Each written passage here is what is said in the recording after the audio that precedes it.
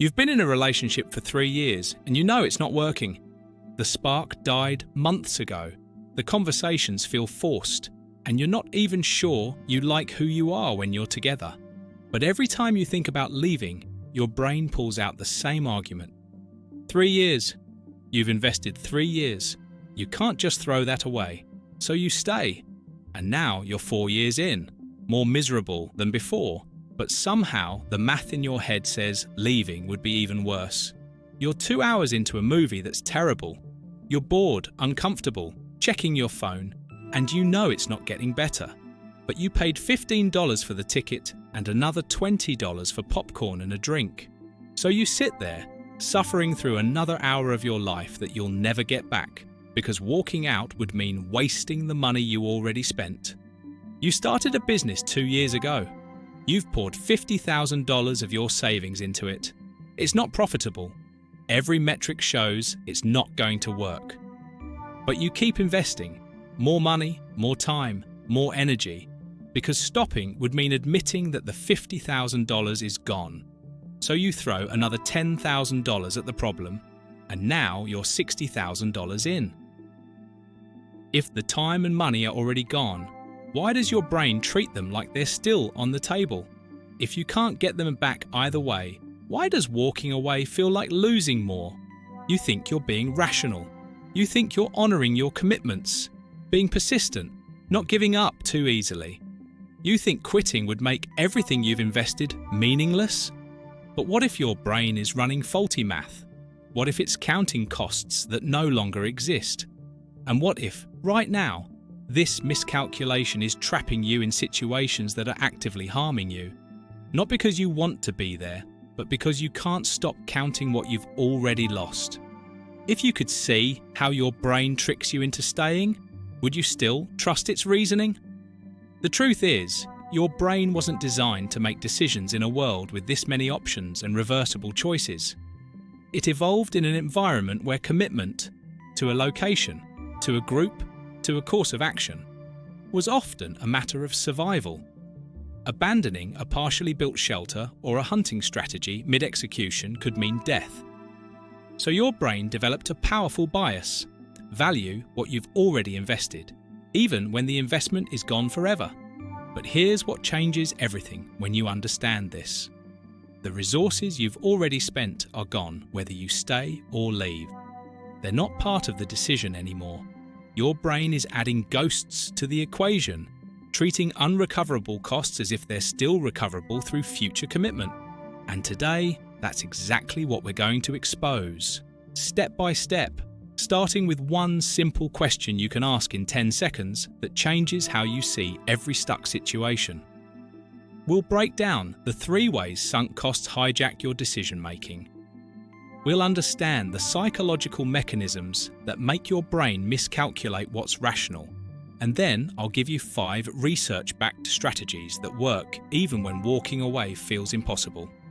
By the end, you'll know how to separate what's actually gone from what's still at stake.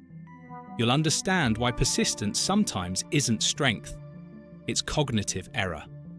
And you'll have a framework for making decisions based on future value, not past investment.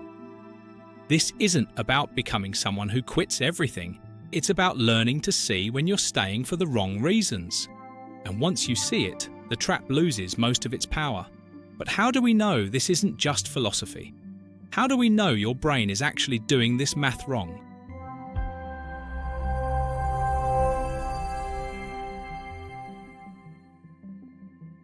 In 1985, psychologists Hal Arkes and Blumer at Ohio University designed an experiment that proved how irrational this pattern actually is.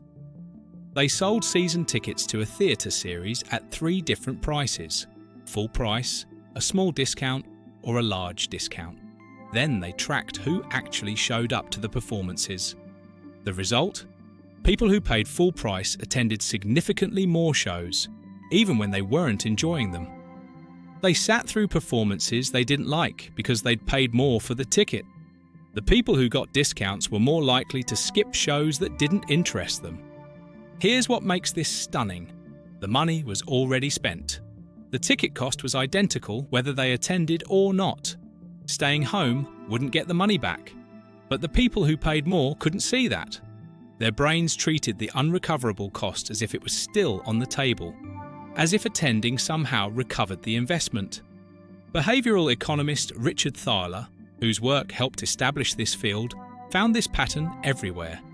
People eat food they don't want because they paid for it. They finish books they hate because they started them. They stay in careers that drain them because of the years they've already invested. The past cost, which is gone forever, dominates the decision about the future. Psychologist Daniel Kahneman, who won the Nobel Prize for his work on decision-making, discovered that humans are fundamentally loss-averse. We feel losses about twice as intensely as equivalent gains. When you've invested 3 years in a relationship, walking away feels like losing 3 years, even though staying means losing more. Your brain is so focused on avoiding the feeling of loss that it keeps investing in something that's already lost. This is what you've been up against. Not weak willpower, not poor judgment. A cognitive bias so powerful it makes people choose continued suffering over accepting that the past is gone. You can see this in your own life. You're in a conversation with someone who's draining you. They're complaining, venting, repeating the same stories, and you genuinely need to leave. But you've already been talking for 30 minutes, so staying another 10 isn't that much longer. You're counting the 30 minutes you've already spent as if leaving now would waste them. But those 30 minutes are gone. The only question is whether you'll waste the next 10. This is the sunk cost fallacy at the smallest scale. Your brain treats time you've already spent as if it's still invested in the current moment, as if staying longer somehow validates the time that's already passed. Then there's the project you started that isn't working. Maybe it's a creative endeavour, a business idea, a home renovation. You've put months into it, you've spent money on it, and every metric shows it's not going in the direction you wanted. But when you think about stopping, your brain immediately calculates everything you've already invested. I've already put in 6 months. I can't quit now. So you put in another month and another, and now you're a year in, even more invested, even more trapped. What makes this particularly insidious is that each new investment makes the next one harder to stop. Arkes and Blumer called this throwing good money after bad. The more you've already lost, the more you're willing to lose trying to justify the initial loss. And here's the pattern most people never notice. You wouldn't start the thing you're currently doing if you were choosing today with no history. If someone said, "Would you enter this relationship right now, knowing what you know?" You'd say no. If someone said, "Would you invest in this business today with these results?" You'd say no. But because you're already in it, because you've already invested, your brain treats continuing as different from starting. It's not. The decision is identical. Is this worth my time and resources moving forward? You're not making that decision based on future value. You're making it based on past cost. And past cost is irrelevant. But why does your brain do this? There's an evolutionary mechanism at play. Commitment was adaptive. When our ancestors started building a shelter or pursuing a hunting strategy, switching mid-course often meant losing everything. The ones who persisted, who honoured their investments even when it got hard, often survived. The ones who abandoned efforts at the first challenge died. Your brain inherited that persistence bias.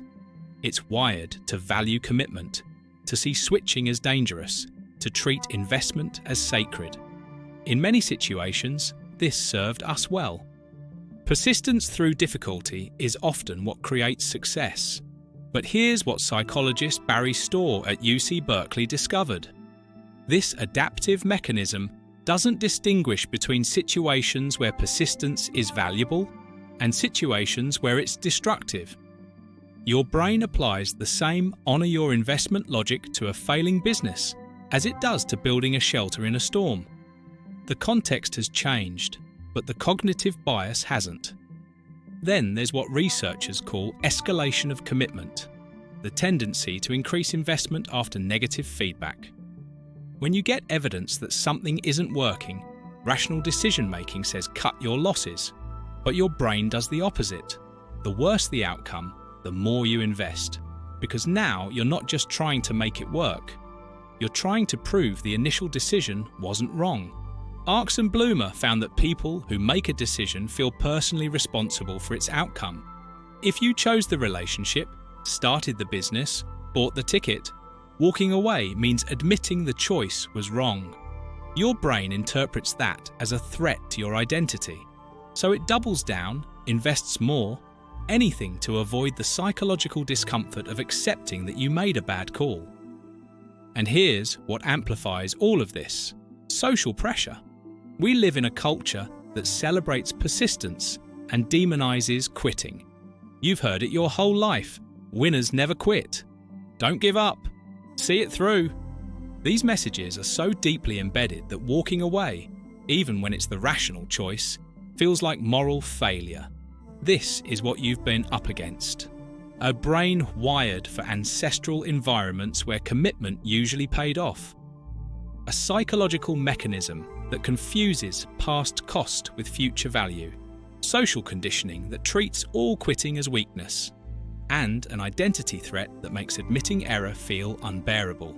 But the moment you realize this, something shifts. The sunk costs don't disappear, but you can see them for what they are. Money you'll never get back. Time that's already passed. Energy you've already spent.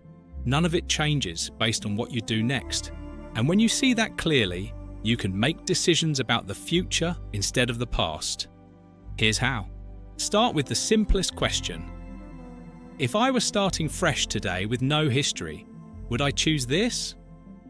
This is the most powerful reframe in decision-making. It removes sunk costs from the equation instantly. You're not asking whether you should stay, you're asking whether you'd start.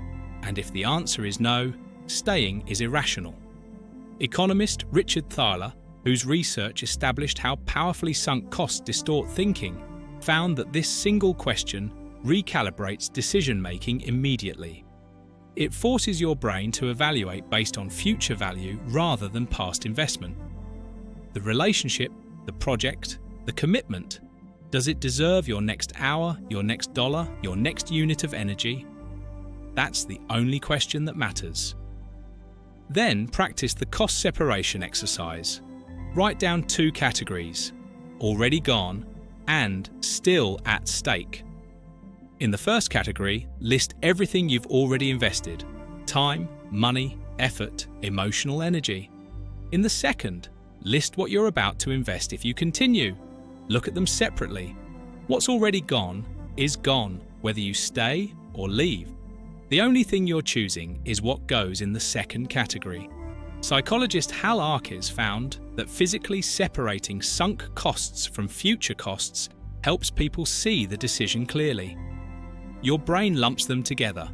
I've invested so much, I can't stop now. But when you pull them apart, you realize the past investment is irrelevant to whether future investment is wise. Here's the language reframe that cuts through the emotional attachment. Replace "I've already invested so much" with "How much more am I willing to lose?" Because that's what you're actually deciding. Not whether the past investment was worthwhile. It's gone either way. But whether you'll add to the loss by continuing something that isn't working. Try this right now.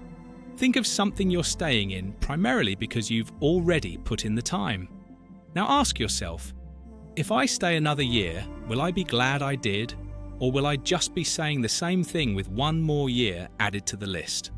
If it's the latter, you're not honoring your investment. You're compounding your loss. Another powerful practice: set decision checkpoints in advance. Before you start something, decide what evidence would indicate it's not working and what your exit conditions are. Research by Barry Storr shows that pre-commitment to exit criteria bypasses the escalation of commitment bias. When you decide up front, I'll give this 6 months, and if X hasn't happened, I'll stop. You're making the decision from a rational place before sunk costs accumulate. Finally, practice the advice to a friend perspective. When you're trapped by sunk costs, imagine a friend came to you with your exact situation. What would you tell them to do? Research by psychologist Igor Grossman shows that we give much more rational advice to others than we follow ourselves, because we're not emotionally invested in their sunk costs. The distance creates clarity, so create that distance for yourself. The goal isn't to become someone who quits everything the moment it gets hard. The goal is to stop confusing persistence with rationality. Sometimes persistence is strength. Sometimes it's just sunk cost fallacy wearing a virtue costume. You're not going to eliminate the emotional attachment to what you've already invested, and you don't need to. You just need to catch yourself when you're making decisions based on unrecoverable costs. You need to separate what's already gone from what you're about to lose. What makes this hard is that walking away feels like wasting everything you've invested. Your brain screams, "You've put in 3 years, 6 months, $50,000. You can't let that be for nothing." But here's the truth. Sunk cost fallacy tries to hide. Staying doesn't make the past investment worth it. It just adds to what you'll eventually have to walk away from. The investment is already gone. The only question is how much more you'll lose before you're willing to see that. So here's what I want you to try this week. Identify one situation where you're staying primarily because you've already put in the time. Ask yourself the fresh start question. If I were choosing today with no history, would I start this? If the answer is no, you have your answer about whether you should continue. What would you walk away from if the past didn't feel like it was watching? What would you quit if sunk costs didn't feel like sacred investments? What would you choose for your future if you stopped trying to justify your past? The time you've already spent is gone. The money you've already lost is gone. The energy you've already invested is gone. The only thing still on the table is what you do next. And that decision has nothing to do with what's already behind you. Which choice are you making today?